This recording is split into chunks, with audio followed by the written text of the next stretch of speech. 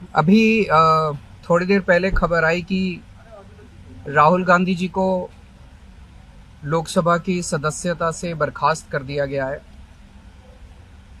जिस तरह से उन्हें उस मानहानि केस में फंसाया गया, मैक्सिमम सज़ा दी गई और 24 घंटे के अंदर उनकी लोकसभा की सदस्यता बर्खास्त कर दी गई,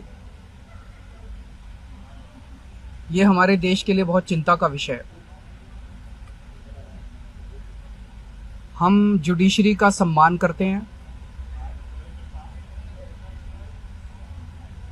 लेकिन जो जजमेंट आया हम उसका समर्थन नहीं करते। जिस तरह से उनकी सदस्यता बर्खास्त की गई है,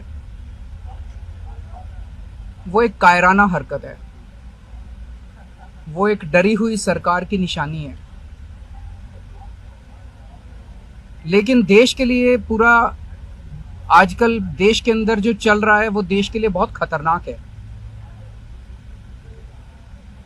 पूरे देश से ये एक ऐसा माहौल बनाना चाहते हैं कि देश में बस एक ही पार्टी बचे, वन नेशन वन पार्टी, और सारी पार्टियों को खत्म कर दिया जाए।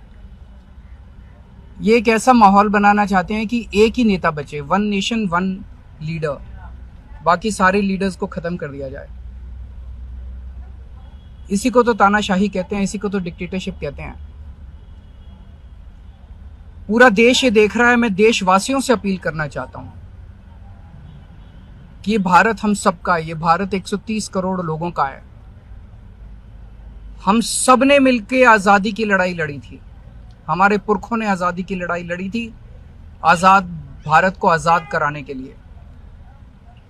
लेकिन आज की जो सरकार है, प्रधानमंत्री नरेंद्र मोदी जी के नेतृत्व में, इस सरकार का स्वरूप अंग्रेजों की सरकार से भी बहुत ज्यादा खौफनाक और खतरनाक है। अब लोगों को सामने आना पड़ेगा, लोगों को सामने आके इसके खिलाफ लड़ाई लड़नी पड़ेगी।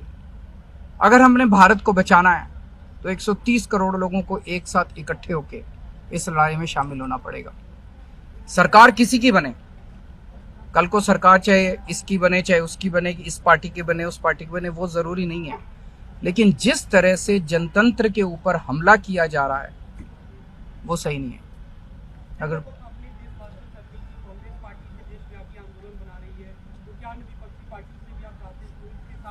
पार्टियां इंपॉर्टेंट नहीं है, मैंने कहा लोग इंपॉर्टेंट हैं।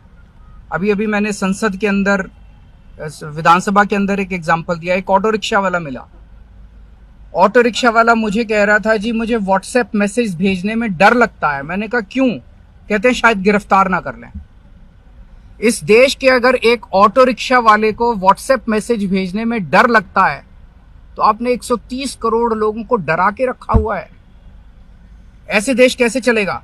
डर डर के लोग कैसे जिएंगे? और क्यों डर डर के जिए? हम, हमारा देश है, हम आजाद भारत के आजाद नागरिक हैं, हम क्यों डर डर के जिए? पूरे देश को व्यापारी डरा हुआ है, किसान डरा हुआ है, मजदूर डरा हुआ है, नेता डरे हुए हैं, सब लोगों को डरा के रखा है। जुडिशरी डरी हुई है, जज डरे हुए हैं, मीडिया वाले डरे हुए हैं, सबको धमकाते हैं ये लोग, सबको ईडी और सीबीआई और इनकम टैक्स की धमकी देते हैं लोग। सर, इससे पहले हमने देखा कि आप लोग के कांग्रेस के साथ रिश्ते काफी खराब रहे, लेकिन आज 14 वो इम्पोर्टेंट नहीं है।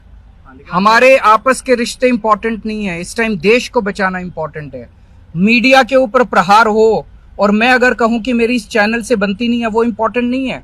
किसी से बनती है या किसी से नहीं बनती, इससे व्यक्तिगत अच्छे रिश्ते हैं कि व्यक्तिगत बुरे रिश्ते हैं, वो इंपॉर्टेंट नहीं है। 130 करोड़ लोगों को, सब लोगों को साथ आना पड़ेगा।